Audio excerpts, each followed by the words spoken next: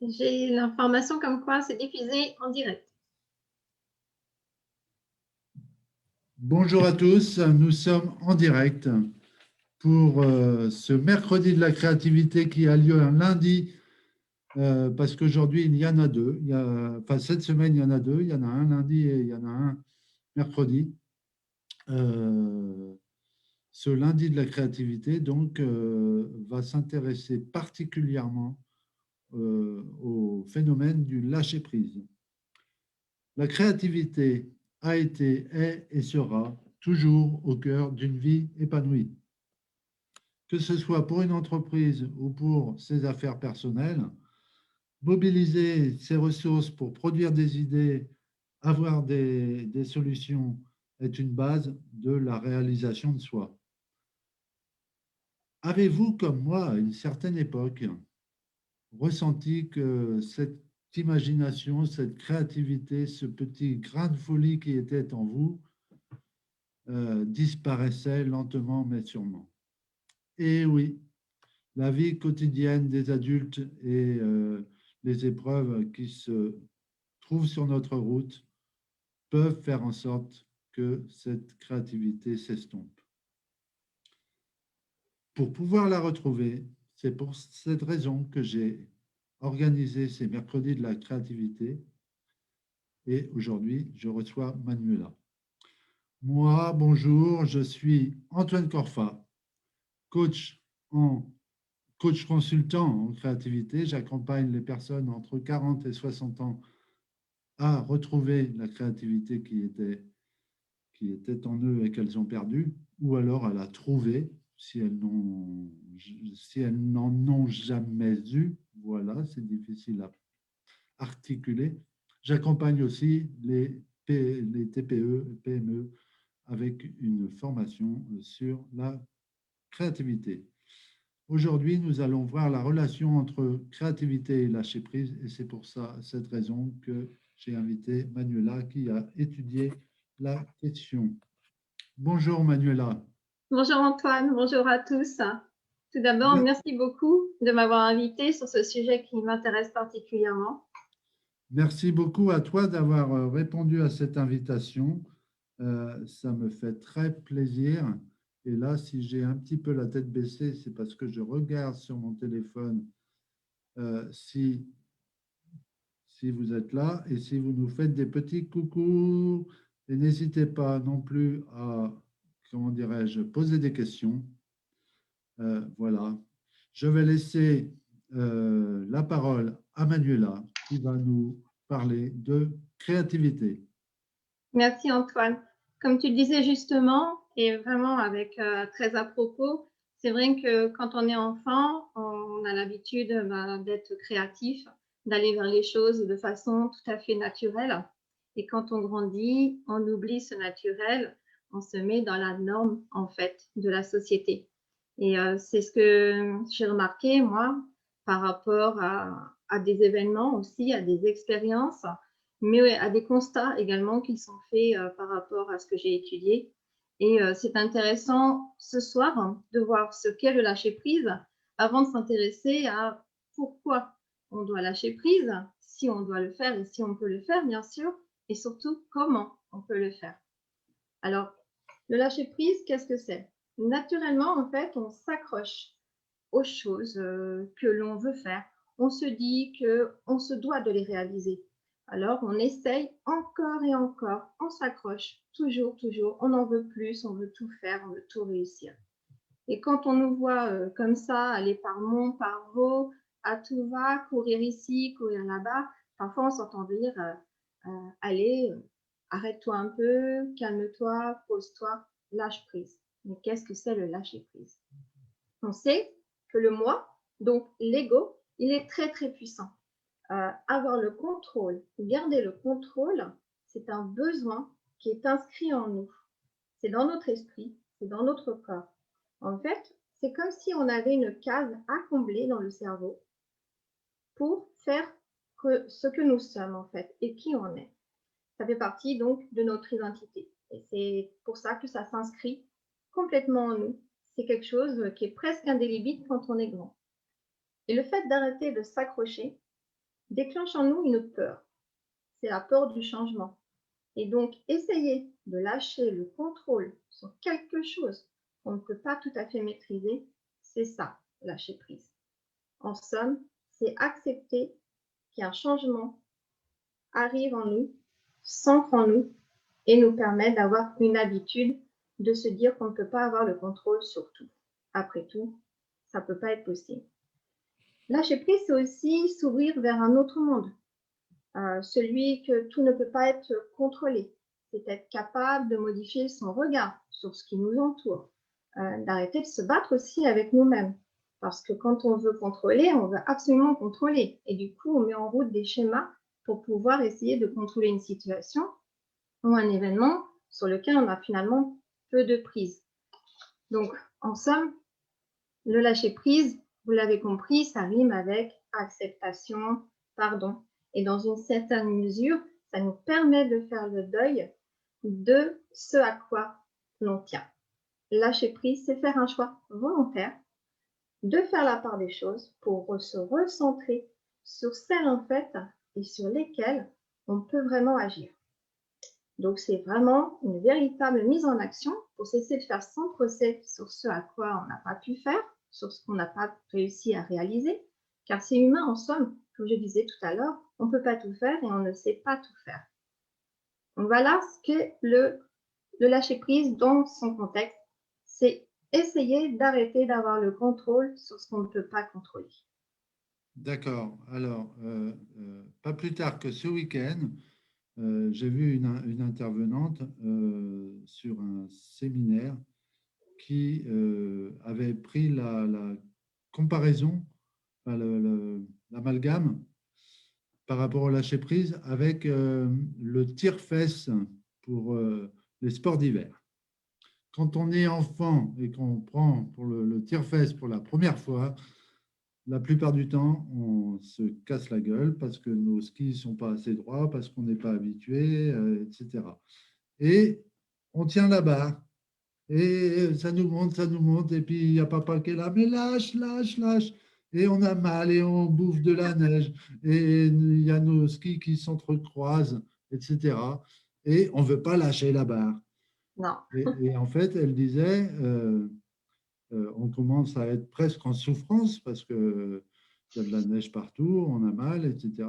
Et cette souffrance-là, eh ben, on veut pas on veut pas la lâcher. Et lâcher prise, c'est justement lâcher cette barre-là pour devoir redescendre et recommencer le cheminement. Est-ce que justement cette peur des adultes que nous sommes, c'est cette peur de recommencer le mouvement? Parce qu'il faut, si on reprend la comparaison avec la barre du tire-fesse, il faut quand même redescendre à la station pour,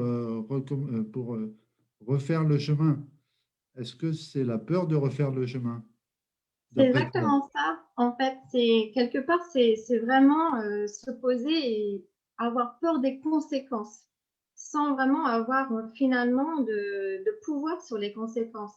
Parce que effectivement, si on lâche la barre trop tard, ben, on va se trouver plus loin dans la poudreuse, le nez dedans, les quatre fers en l'air. Si on lâche la barre trop tôt, on va se trouver au milieu du chemin et on va voir tout redescendre pour recommencer avec le tire-fesse.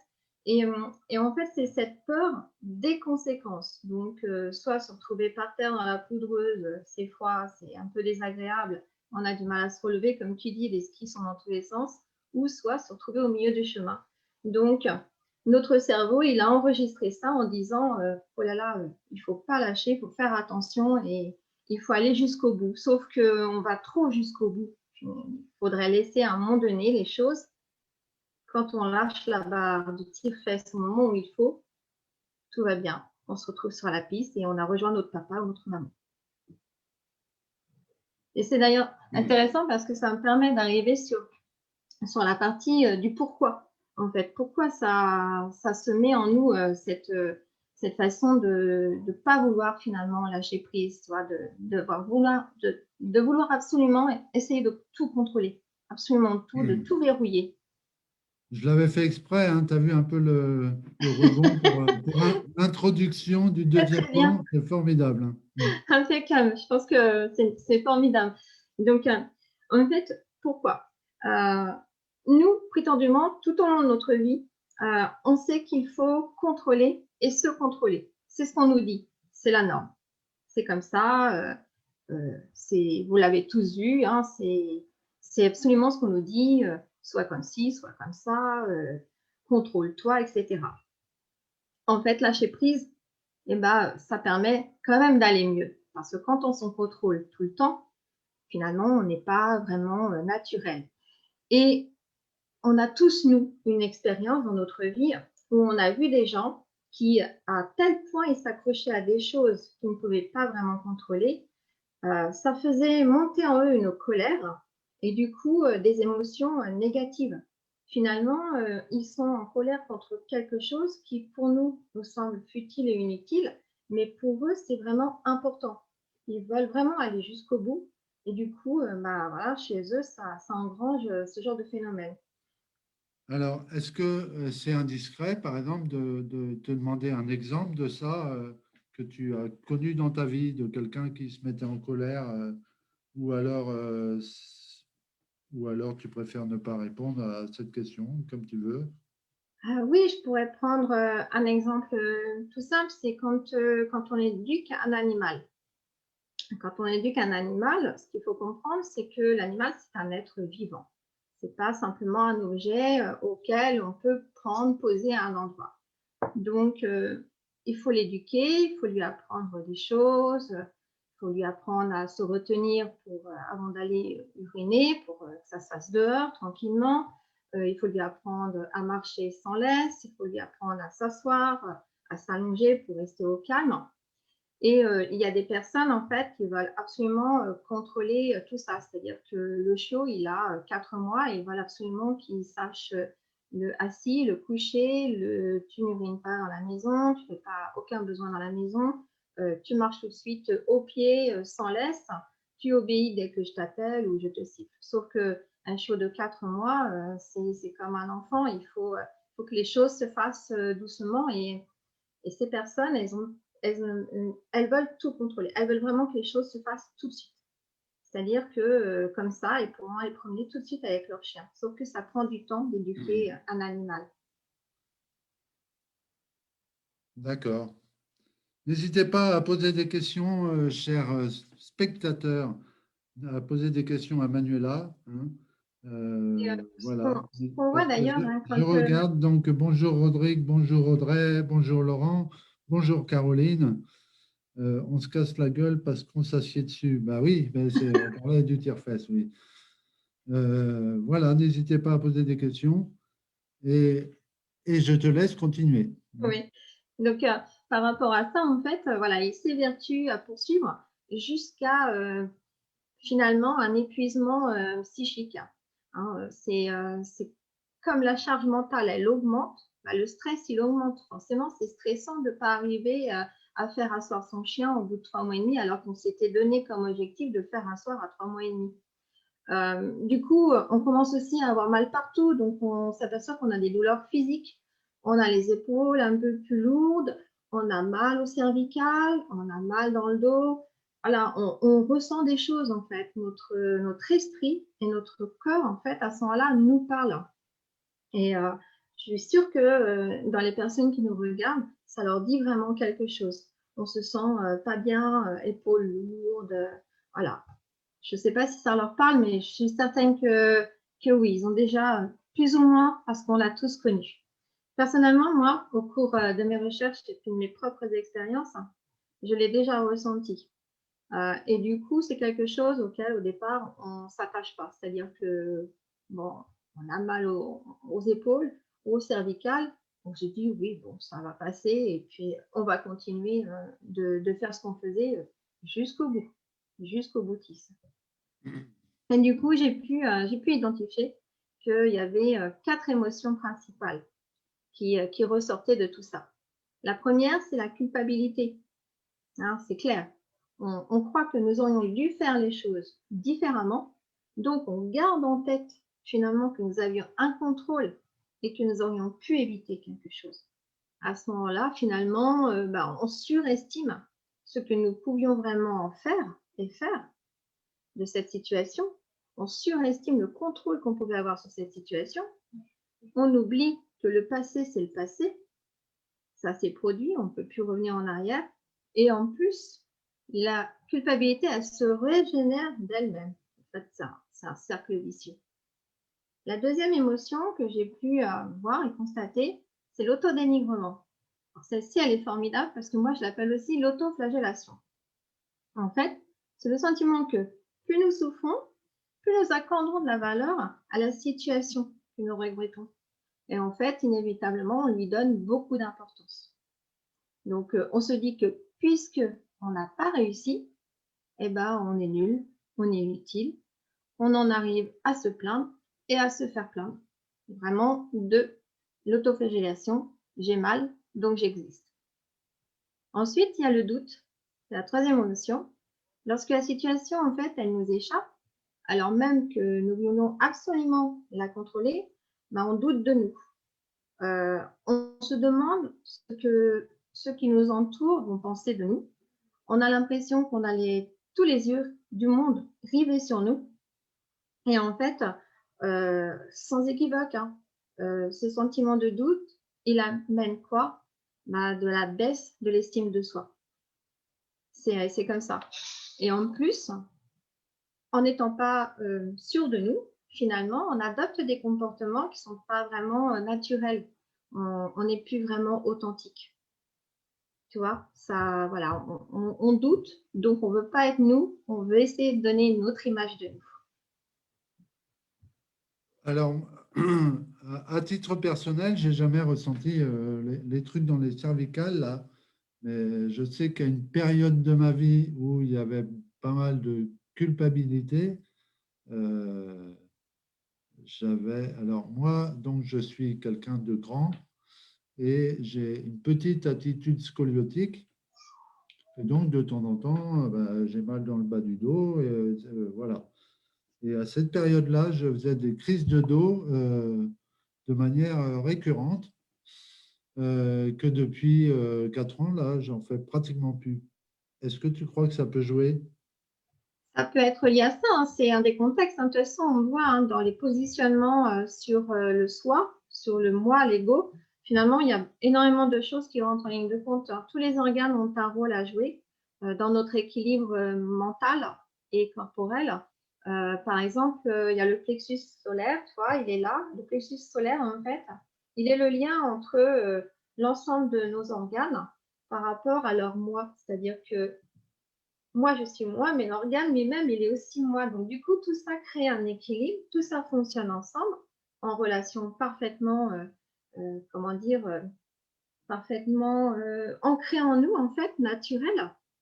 Et du coup, parfois, quand on a un déséquilibre sur le plexus solaire, on peut avoir mal au foie, on peut avoir mal à l'estomac, on peut avoir mal, voilà, un peu, voilà, on peut avoir des douleurs parce qu'il y a un déséquilibre qui se fait. Ça peut.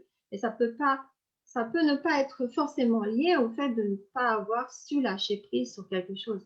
Ça peut être lié aussi à d'autres phénomènes.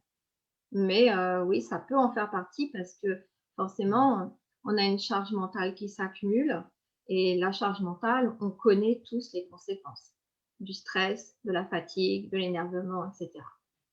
Oui, oui. Audrey est d'accord sur le fait de vouloir contrôler les choses. Effectivement, on a tous ce petit travers-là. Mm. Voilà. Et Est-ce il y a que la le, quatre. Oui, pardon, je disais, est-ce que le lâcher prise, on pourrait l'appeler l'abandon quelque part? oui. Quelque part, c'est un peu ce qu'on pourrait dire que c'est abandonner quelque chose auquel on était attaché, mais qui n'était pas forcément utile pour nous.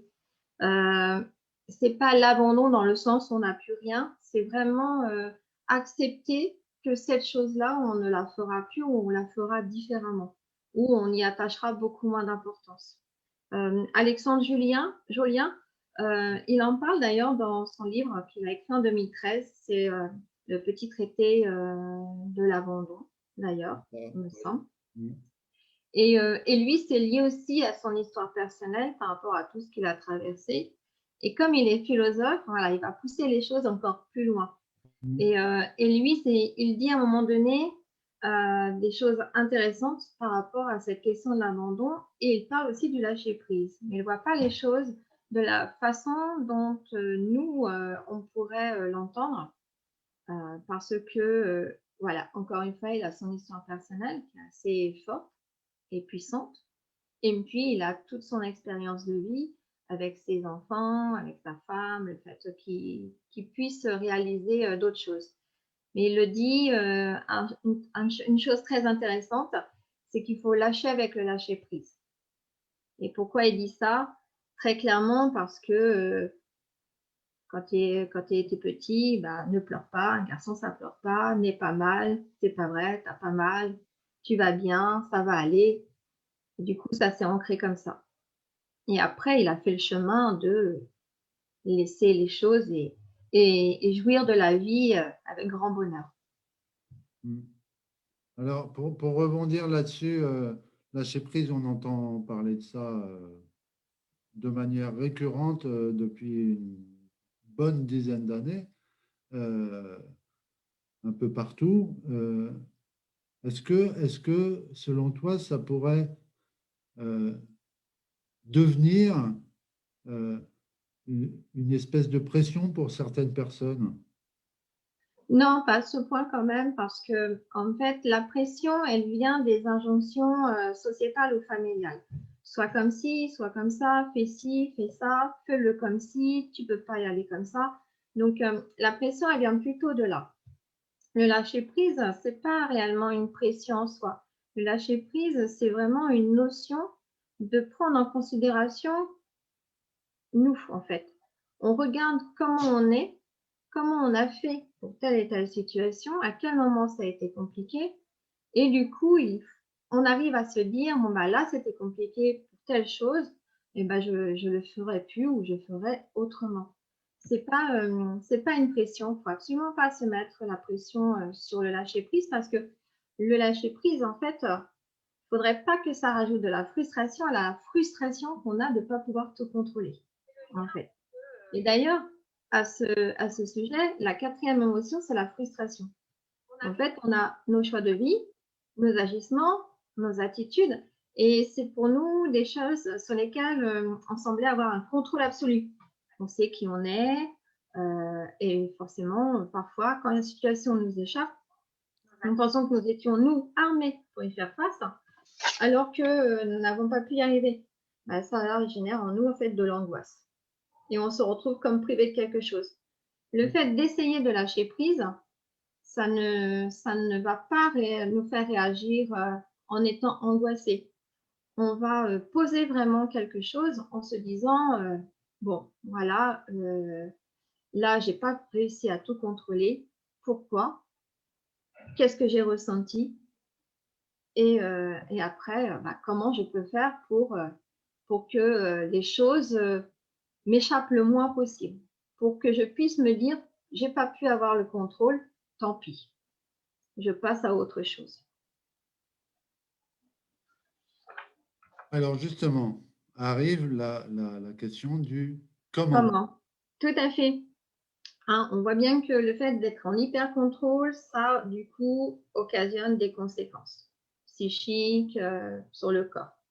Et puis, on se rend bien compte que, en fait, c'est aussi notre vision des choses, notre réalité qui est un peu biaisée par rapport à ce qu'on disait, toutes ces injonctions familiales, sociétales.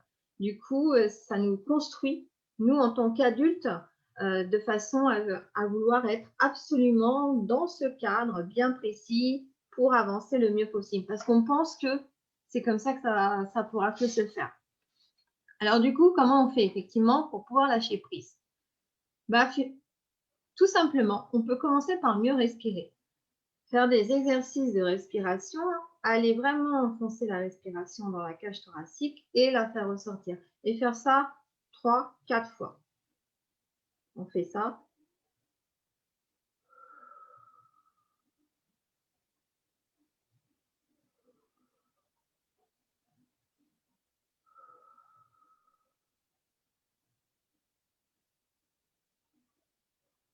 N'hésitez pas à nous accompagner, cher public en délire.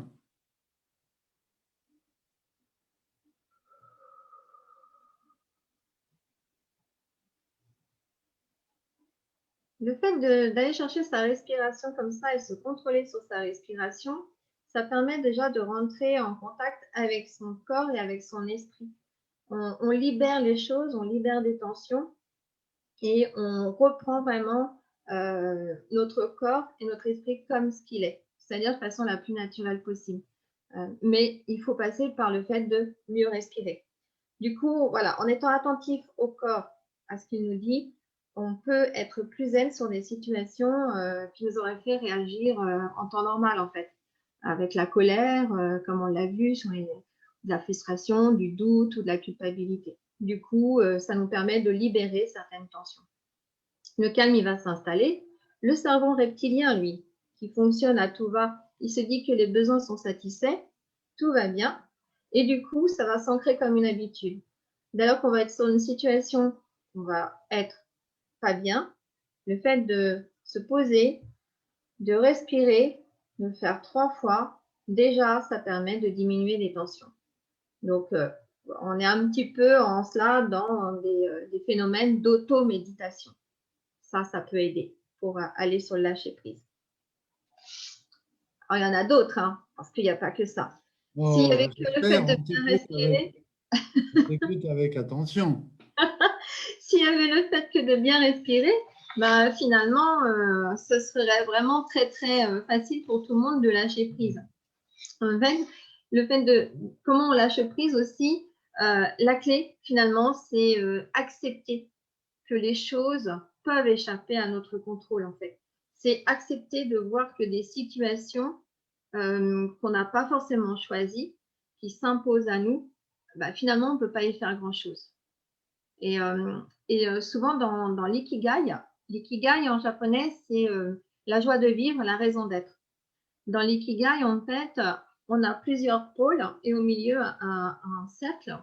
Et en fait, ces pôles vont rentrer en connexion les uns avec les autres. Et au milieu, bah, c'est nous. Donc, ça va être sur notre environnement proche, la famille, ça va être sur le travail, ça va être sur l'argent, ça va être sur les conditions météo. Et tout ça, ça fait que nous, on a une idée par rapport à ces choses qui arrivent dans notre vie. Du coup, dans notre esprit, on se dit, bon, bah, là, les conditions météo sont comme ça, il faut que je contrôle le fait d'arriver à mon travail pas trop tard, parce que si j'arrive trop tard à mon travail, ça va me retenir de l'argent, j'aurai moins d'argent, et si j'ai moins d'argent, je vais moins pouvoir faire vivre ma famille. Et l'ikigai, c'est de réussir à mettre en équilibre tout ça, de façon à ce que ce soit pas un impact négatif, mais un impact positif. Donc, les conditions météo sont mauvaises, ok, eh ben, je vais partir plus tôt pour avoir une marge de manœuvre. Il y a la circulation parce que les conditions météo sont normales, sont mauvaises. C'est normal, j'accepte. Je préviens mon employeur. Il accepte parce que de toute façon, je ne suis pas la seule dans cette situation. J'arrive à mon travail, du coup, je suis tranquille. Mon patron, il était au courant, il a accepté la situation. Du coup, j'aurai quand même mon salaire. Je pourrais faire plaisir à ma famille. Ouais, je me souviens d'un jour, on avait discuté tous les deux parce que on se connaît depuis un moment. Et tu me disais que quand tu arrivais au boulot, c'était euh, chiant, excusez-moi du mot, parce que le parking était toujours plein. Oui, Et je te dis, bah, pourquoi tu pars pas 10 minutes avant? voilà. Mais Et c'est ce que tu as fait, je crois. c'est ce que j'ai fait. En fait, le fait de partir toujours à la même heure en ayant ce risque de ne plus avoir de place sur le parking, c'était pour moi le fait de contrôler l'horaire. Voilà, je contrôlais l'horaire, je contrôlais ce qui pouvait arriver sur la route. Or, c'est impossible de contrôler tous les faits qui sont extérieurs à nous. On ne peut pas contrôler la circulation, on ne peut pas contrôler le fait que ce jour-là, il y aura plus de monde sur le parking. Donc, du coup, en partant plus tôt, on a pris l'habitude, même les enfants se préparent plus tôt. Moi, sur la route, bah, comme j'ai mis en place d'autres systèmes pour lâcher prise justement sur la circulation, et bah, j'arrive, le parking, j'ai de la place. Même quand j'arrive un chouïa un petit peu tard, je trouve toujours de la place et je suis beaucoup plus zen, effectivement, quand j'arrive au travail. Quelque part, quand je t'ai fait cette, proposition, je t'invitais à lâcher prise. Exactement, tout à D'accord. fait. Et c'est ce Je m'en qu'on… rendais même pas compte moi-même. Et tu vois, tu avais déjà travaillé sur le sujet bien avant. En fait, c'est ce qu'on se rend compte. C'est-à-dire que nous, on voit le monde qui nous entoure avec nos yeux, avec notre façon d'identifier les choses, en fait. C'est tout simplement. Et du coup, ça installe en nous des croyances. Et en identifiant nos croyances, on peut travailler sur les croyances, modifier des habitudes de vie, apporter des changements. Et comme ces changements sont bénéfiques, ça s'ancre là-dedans. Parce que mine de rien, là, c'est une carte mémoire qui grandit de jour en jour. Du coup, ça s'ancre, ça devient une habitude et du coup, il n'y a plus besoin de devoir contrôler quelque chose qu'on ne contrôlait pas. On a réussi à lâcher les choses, à ne plus les contrôler comme on voulait le faire avant. Et ça, c'est un phénomène qu'on retrouve partout. En fait, on est dans une société de consommation, il y a des injonctions, on a la charge mentale. Enfin, c'est un cocktail hyper explosif, hein, donc ça provoque de la tristesse, de la frustration. Et bah, tiens, tristesse, c'est encore une raison, ça, éventuellement, de vouloir tout contrôler, de ne pas y arriver, et on devient triste, en fait. Donc, chacun en nous, on va pouvoir identifier ce que ça provoque, quelle émotion ça provoque, comment on s'est senti dans la tête et dans le corps pour pouvoir agir dessus, en fait. C'est comme ça qu'on va pouvoir lâcher prise. Donc, c'est vraiment apprendre à se connaître, à identifier ce qui fait que nous voulions contrôler les choses, pourquoi des événements futiles finalement ou particuliers nous impactaient à ce point. On apprend à lâcher prise. Donc, lâcher prise, finalement, ça donne plus de liberté, ça donne plus de temps, ça donne plus de plaisir. Par exemple, arriver à avoir une place de parking, bah, ça me fait plaisir parce que j'ai pas besoin d'aller à l'extérieur, de payer 15 € la journée. Donc, ça me fait plaisir. Finalement, lâcher prise, c'est ça, on apprend à se détacher des conséquences des situations qu'on ne pouvait pas contrôler en les analysant tout simplement. On arrive à savoir quel impact elles ont eu sur nous, quelles réactions nous on a eu. Et du coup, ça nous permet d'avoir un meilleur contrôle finalement sur les choses qu'on sait faire et que l'on peut faire. Ça laisse de l'amplitude. Comment prendre la distance avec certains événements finalement? On se dégage, c'est ça, du temps, on se dégage parfois de l'argent, du plaisir. Et du coup, ça nous permet de résoudre d'autres choses. C'est ce qu'on se rend compte en plus en lâchant prise sur des choses qu'on voulait absolument contrôler avant. Finalement, on se dit, bah oui, mais là, je voulais contrôler, mais finalement, en dégageant du temps, j'ai résolu un autre problème. Tu vois?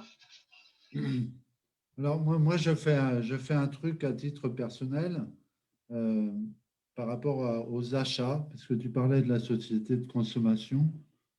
Euh, donc, des fois, j'ai envie d'un truc et j'attends 20 jours pour savoir si 20 jours après, j'ai toujours envie du même truc.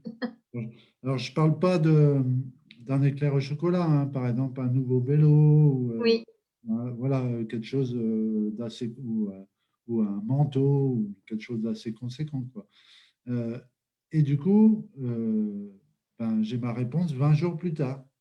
Et les trois quarts du temps, je dis, bon, non, ça, c'est pas, non, c'est pas vital pour moi. Euh, Voilà. Est-ce que ça, c'est du lâcher prise? Ça peut être aussi du lâcher prise parce que du coup, tu voulais contrôler cette situation, tu t'es donné ce temps et puis finalement, au bout du temps, tu te rends compte que cette chose a été futile et inutile pour toi. Donc, tu vas te concentrer sur autre chose. Tu vas accepter de ne pas avoir totalement contrôlé l'idée que tu avais d'acheter cette chose. Ah oui, Ça peut oui. être du lâcher prise. Après, c'est un acte, là, dans ton cas, c'est aussi un acte réfléchi dans le sens où il faut se garder raison par rapport à beaucoup de choses dans la vie de tous les jours. En plus, voilà, les Covid, crise sanitaire. Donc, du coup, c'est vrai que quand on garde en soi des idées comme ça, de se dire, bon, bah, alors là, je veux ça, mais je vais me donner ce temps-là pour voir si ma réflexion va grandir pour que j'achète cette chose-là, ou au contraire, si ma réflexion va mûrir pour que je me concentre sur autre chose. C'est vraiment aussi un changement de paradigme dans ce cas-là. Parce que tu es parti sur une idée, puis finalement, tu vois que ça évolue vers une autre idée. Et le lâcher prise, c'est véritablement aussi un changement, clairement. Est-ce qu'il y a d'autres comment? Oui, parce qu'en fait, en revenant à tout ça, le comment, c'est en se rendant compte des émotions, comment elles ont agi sur nous. Finalement, on va les laisser s'exprimer, on va les laisser vivre. On a compris ce qui se passait à nous et du coup, bah, on va pouvoir vivre de façon plus authentique. On est enfin libéré quelque part d'un poids. On a les épaules plus légères, on respire plus facilement, on n'a pas mal au dos, on a bien dormi. En fait, en s'auto-observant et en identifiant tout ce qui est source de souffrance, ainsi que les émotions négatives qui découlent du fait de vouloir tout contrôler, on est capable de s'en détacher, de surmonter cette idée de vouloir absolument, absolument tout contrôler, tout faire, etc. et de réduire nos souffrances. Donc voilà, ça nous donne plus de gaieté, plus de légèreté et tout ça, bah, ça crée aussi un idéal dans lequel on gagne de la confiance en soi. Et en gagnant de la confiance en soi, on peut oser des choses, on sort de notre zone de confort et on peut aller sur la créativité. On peut se mettre à dessiner, on peut se mettre, bah, comme moi là aujourd'hui, mon premier live, parler en direct. On peut faire des choses qu'on n'aurait pas pensé faire avant parce qu'on avait cette peur de se dire si je contrôle pas, qu'est-ce qu'on va penser de moi? Si je contrôle pas, qu'est-ce que moi je vais penser de moi? Comment je vais ressentir les choses? Et du coup, on voulait absolument tout contrôler et on s'interdisait de faire des choses. Donc, du coup, voilà, c'est vraiment ça aussi important et intéressant dans la créativité, le fait de lâcher prise. Alors, ce que tu dis, c'est que le passage à l'action de la créativité ou le passage à l'action tout court, il est plus facile quand on a lâché prise, du coup. Oui, clairement, hein, dans ce que je vois, même moi, hein, dans ce que je vis, finalement, je me rends compte qu'à tout vouloir toujours tout contrôler avant, bah, j'en ai perdu la notion de qui j'étais moi, en fait. Je me suis un petit peu perdue en route. Et du coup, à un moment donné, quand tu te poses là-dessus, tu te dis, mais t'es pas comme ça, t'es autrement. Et du coup, voilà, tu enclenches en toi des réflexions, tu enclenches en toi l'analyse de comment tu fais dans ce cas-là et pourquoi tu le fais et est-ce que c'était vraiment important. Et finalement, tu te dis, bah, ça, c'est pas important, donc je le fais pas. Et, euh, et en fait, en plus, le fait d'hyper contrôler, ça t'empêche d'aller vers des choses un peu inconnues finalement, tu vois, en se disant, si tu contrôles pas, tu vas échouer, si tu échoues, tu es nul. Alors que finalement, l'échec, c'est quoi? Finalement, c'est juste une expérience de plus. On apprend dans l'échec Ah et ouais, ça moi, permet. je suis intimement persuadé. Qu'est-ce que vous en pensez? Est-ce qu'on apprend dans l'échec? Bonjour Johnny, bonjour Aurore qui nous rejoignent ou pas, parce qu'il y en a peut-être qui sont partis, j'en sais rien. Posez vos questions, n'hésitez pas. 36 15 Antoine Corfa Coaching. Et on continue notre conversation donc avec Manuela sur le lâcher prise. Donc, tu parlais de s'auto-observer. Hum, Est-ce que tu peux nous partager des manières, des petits trucs pour s'auto-observer ou Oui, pas? il y a des choses assez simples en fait. Il faut prendre une feuille. J'ai peut-être un exemple quelque part. Alors, en fait, il faut prendre une feuille A4. Voilà. Voilà. Prenez votre feuille, mesdames et messieurs. Et donc, sur cette feuille, on va marquer en haut sur ce quoi je peux agir. D'accord. D'accord.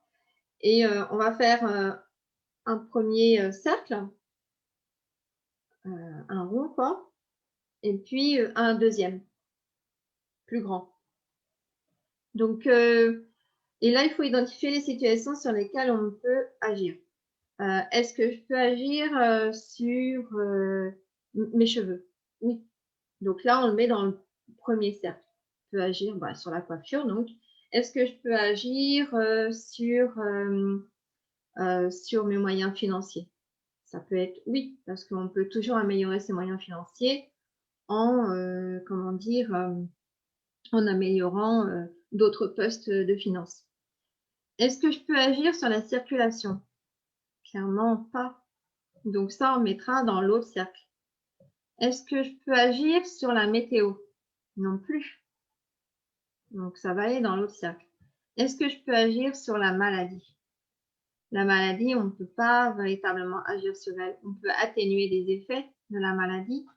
On peut on peut être soigné, mais une maladie qui arrive à un point où elle est très très importante, c'est difficilement, on peut difficilement agir sur elle. En fait, on peut améliorer, mais difficilement agir sur elle. Est-ce qu'on peut agir sur, j'ai dit la circulation, mais on pourrait dire sur les trains. Voilà, surtout en France. Hein. En France, on a un petit problème avec les trains. Donc, est-ce qu'on peut agir? Pas véritablement, parce que ça va bien fonctionner pendant 4 jours, puis d'un seul coup, le jour où toi, tu veux prendre ton train, ça fonctionne pas. C'est comme ça. Voilà, c'est prendre des situations sur lesquelles on peut agir et celles sur lesquelles on peut ne pas agir. Celles qui ont un impact direct dans la vie, en fait, de tous les jours. D'accord. Bon, Et puis bonjour, de là, en fait, les situations qui sont dans le cercle extérieur, oui. On se dit, bon, là, je peux rien faire. En plus, quand je peste dans la circulation, ça me met en colère.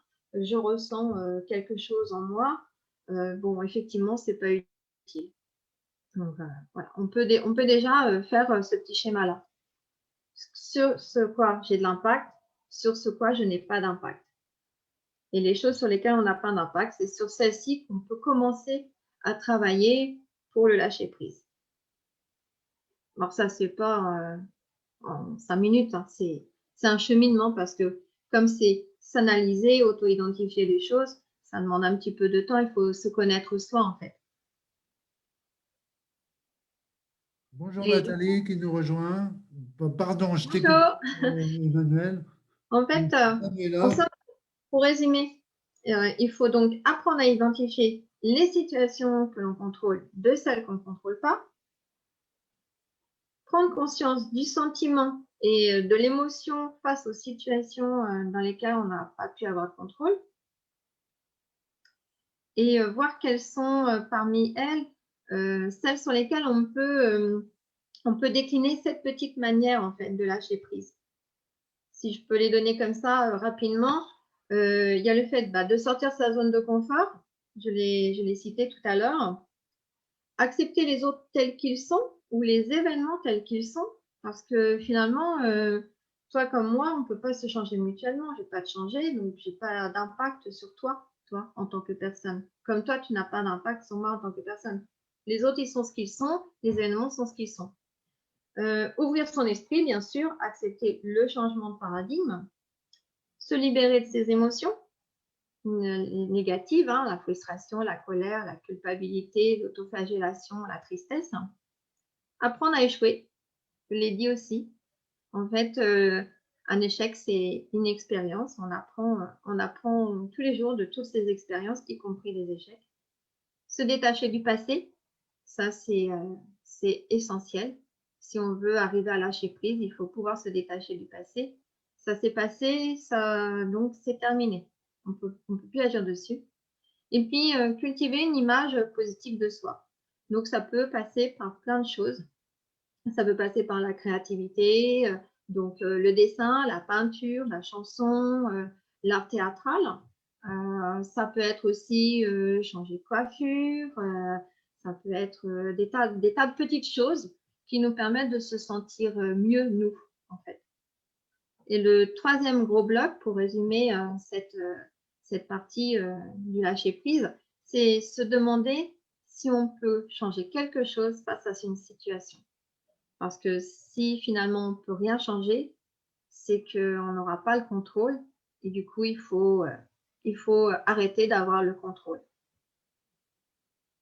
Super, j'espère que vous avez noté, hein, parce que là, il y avait du contenu, il y avait du lourd.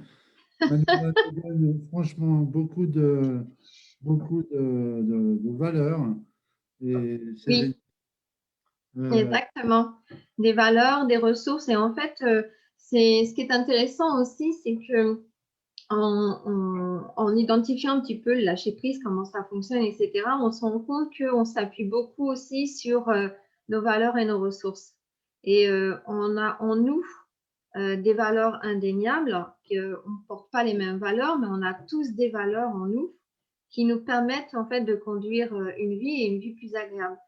Et en identifiant nos ressources, on se rend compte qu'on a finalement plein de ressources sur lesquelles s'appuyer pour accepter le changement, du coup, et mieux lâcher prise. Et je sais pas, c'est terminé après? Là, il y a combien de temps? On a combien de temps encore, Antoine? Non, mais on peut discuter hein, tant qu'il y a du monde D'accord. qui est J'ai là. trouvé une Alors, fiche. je dis bonjour quand même à Nathalie qui est arrivée, à Johnny, je l'ai dit tout à l'heure. Aurore me... J'ai dit 36-15 tout à l'heure, donc elle marque 36-15 bonheur. Merci beaucoup, Aurore. Alors, Nathalie nous donne son adage à elle. Change ce que tu n'acceptes pas et accepte ce que tu peux changer. C'est ça. C'est exactement ça. Et ça me permet de rebondir sur une citation que j'ai trouvée aussi, que j'ai trouvée vraiment très parlante par rapport au sujet du lâcher-prise. C'est la vie, c'est un mystère qu'il faut vivre pleinement, joliment, et non un problème à résoudre. Ah ben oui. Mhm. Et voilà, c'est Bien. Alors exactement moi, ça. j'aime bien cette citation quand tu parlais du passé, de ne pas s'accrocher au passé, je ne sais plus comment tu as dit exactement, cette citation-là qui est le passé est un lieu de référence, mais non pas un lieu de résidence. C'est ça. Ouais. C'est beau, hein? Moi, je trouve Oui, ça. c'est beau, ça veut vraiment tout dire. Et c'est là qu'on se rend compte que, voilà, en parlant du lâcher prise, eh ben, finalement, on va sur de belles choses, on va sur des choses plus positives. On va sur, comme dit notre internaute, on va sur le bonheur. Ouais. Merci beaucoup, Manuela. Je ne Je t'en sais prie, pas Antoine, si vous merci à avez des toi. questions. Merci à On peut tous. rester là encore quelques temps. Relis-le sans faute. Je le relis sans faute, Nathalie. Ah, Change ce que tu n'acceptes pas et accepte ce que tu ne peux changer. changer. Oui. J'avais oublié la négation. Oh, Nathalie, moi, je l'avais bien compris comme ça. mais la première fois que je l'ai lu, je l'avais compris comme ça également.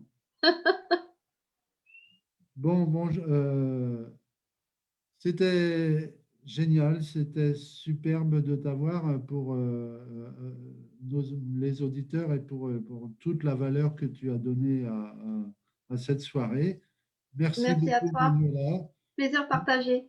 Voilà, super. Je vous rappelle que mercredi, nous serons en live direct à 18h30 de la même façon avec Sylvia Le Goff qui va nous expliquer comment elle crée sa nouvelle vie, tout simplement. Voilà. Et j'espère que vous avez passé une bonne soirée. N'hésitez pas à revenir mercredi et les autres semaines. Manuela, à très Bon. bientôt et Et puis, il y encore aura, merci je beaucoup. t'en prie, Il y avait beaucoup de valeur dans tout ce que tu as dit. C'était beau. et puis il y aura un replay pour ceux qui ont loupé. Bien sûr, le replay restera sur la page et également je le mettrai sur YouTube, la Merci. chaîne Super. Antoine Torfa Coaching. Voilà. Merci beaucoup, Antoine. Merci à toi, Manuela. C'était génial. Je À te très remercie de bientôt.